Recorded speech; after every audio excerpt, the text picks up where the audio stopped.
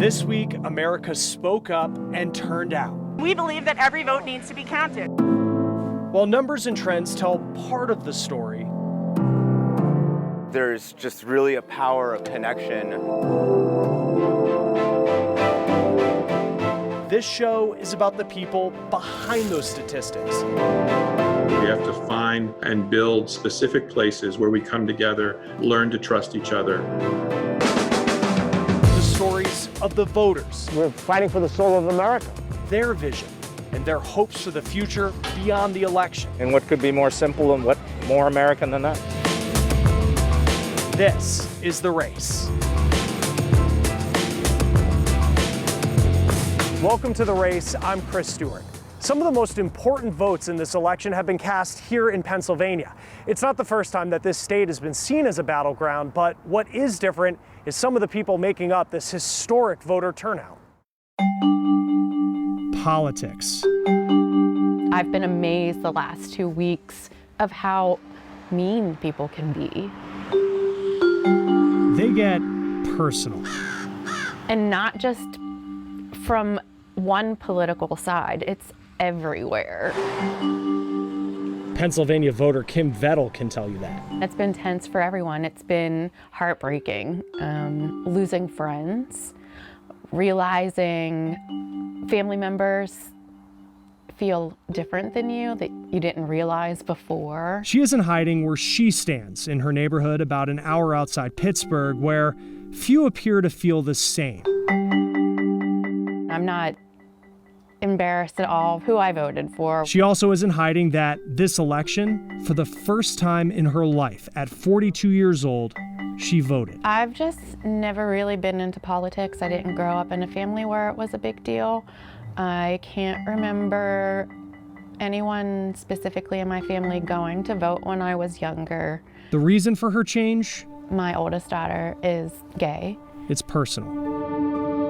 My rights as someone who's out as a lesbian. Kim's 18-year-old daughter, Haley, is carrying this sticker for the first time, like many people her age. They're doing their research. They're trying their hardest to do what's right for everybody. They're sick of seeing the world how it is and having to continue to grow up and be adults in it. But in this swing state, well, I just want to say hello, Pennsylvania. With unmistakable support for the president, where a city skyline and rural life are often not far apart, how voters see the future is never a given. The message that came out to residents in Pennsylvania was really, you're going to decide the election.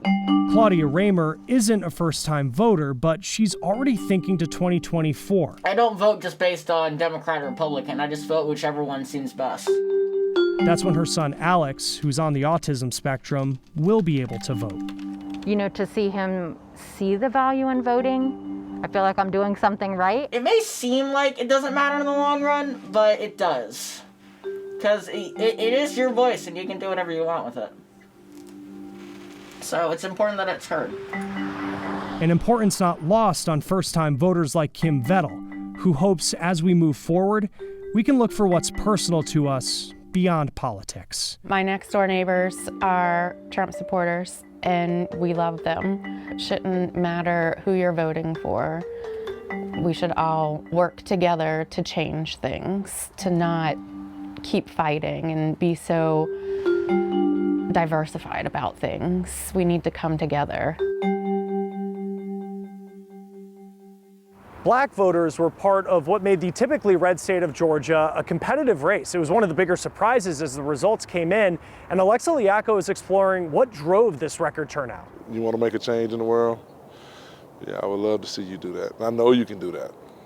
I'm going to help you do that as long as I can. These moments are precious to Pastor John Elmore. His 10-year-old daughter Amaya isn't old enough to vote, but this election has his 5th grader engaging in politics more than he ever expected. Just very disrespectful to I understand your position. The lessons he's imparting here are also messages he shares with his community. We have to respect everybody, even when we don't agree with them. A call for unity, for hope, and we as a people, no matter who's in office, will do our part to bring about a change. Change is something this family is witnessing firsthand. They're in Georgia, one of the most contentious states of the 2020 election. I'm very proud to see Georgia purple. John, his family, and fellow voting activist Takaro Combs held an election night watch party at their church.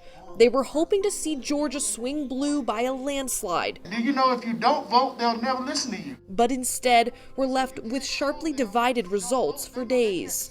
Now, you can see it as division, but you can also see it as growth. But I see an opportunity for a new nation, a new look, a new energy and spirit behind the people of this nation. So I see it as opportunity. John and Takaro teamed up this year to build that opportunity for change. Maybe we can partner with the candidate and get them involved. I know him. Yeah. We have registered thousands and hundreds of thousands of new voters that have activated their voices, and to see it be purple, I'm not surprised. I am just excited. Takaro says the excitement after this election is so different from 4 years ago. The day after Election Day, in 2016, I woke up and I was just horrified. And I didn't know, especially as a Black woman in this country, what it looked like for me under administration that was opposite of my values. And I refused to wake up feeling that way this time around, no matter how the results came out. This election saw record turnout for African American voters in Georgia, a success John and Takaro say started from the ground up. We have good community leaders that are fighting hard daily, often to make sure that everyone has a fair opportunity. Yes, voter suppression is still real, it's still prevalent, it still exists, but I am proud to see that there's starting to be some balance. There's some awareness being brought to it, and at this point, I can see the light at the end of the tunnel. The slow and steady fight to get people involved in elections exploded this year, a change John is grateful to be part of. I've noticed that people are more in tune to politics, people that never cared before. I think it's brought an awakening to the community. All the way to its youngest members. And when I grow older to be actually able to vote myself, I want to make sure that I research on how they are and who to vote for. It's these conversations. I want you to be able to help lead people. And the neighborhood movements. We're going to have a runoff with One Arc, and we want to make sure that we incite enthusiasm. Energizing communities of color to fight beyond party lines, beyond state lines, for a country where all voices can be heard. It's my hope that change is now, and it's happening.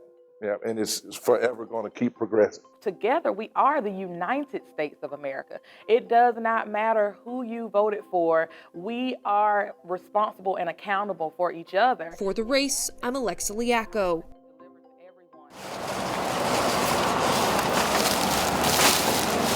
The Latino vote proved to be a huge factor in this election.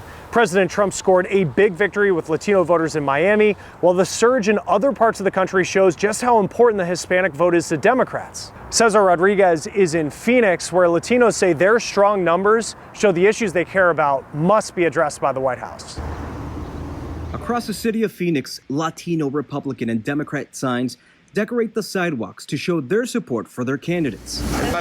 The owner of the Barrio Cafe took it to the walls. A pro-Biden mural decorates the facade of her business. Meanwhile, the Latinos for Trump in Arizona demonstrated that many Latinos vote Republican and support the president. With a strong Latino turnout in Arizona, Petra Falcon says she believes Latinos voting for Biden were angry about the decade-old failed Arizona bill that would have allowed law enforcement to request immigration documents of people pulled over. 10 years ago, SB 1070 just created a movement in the state that involved many more people, lots of young people. And those young people, a lot of young people were dreamers, and they're now citizens, and they're voting. And, we have new citizens. The swing state of Texas ultimately went to President Trump. There are 5.6 million Latino eligible voters, according to the Pew Research Center. This year, Texas added 1.8 million registered voters, many of whom are Latino. It was a knockout victory in the state of Florida for President Donald Trump, who walked away with a resounding support by a diverse group of Latinos, in its majority Cuban Americans in counties like Miami-Dade.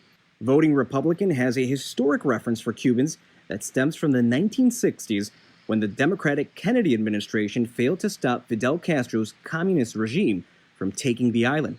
Eloy Cepero backed Trump. Oh my God, this is the man. I think it was a blessing that this guy came along, because the country was falling apart. And the top concerns for Latinos, jobs and the economy. According to experts, with the growing number of Latinos across the country, the next president of the United States will have to tackle these concerns. In Phoenix, I'm Cesar Rodriguez. This election highlighted just how divided Americans are. We're taking a look at what that could mean for the future.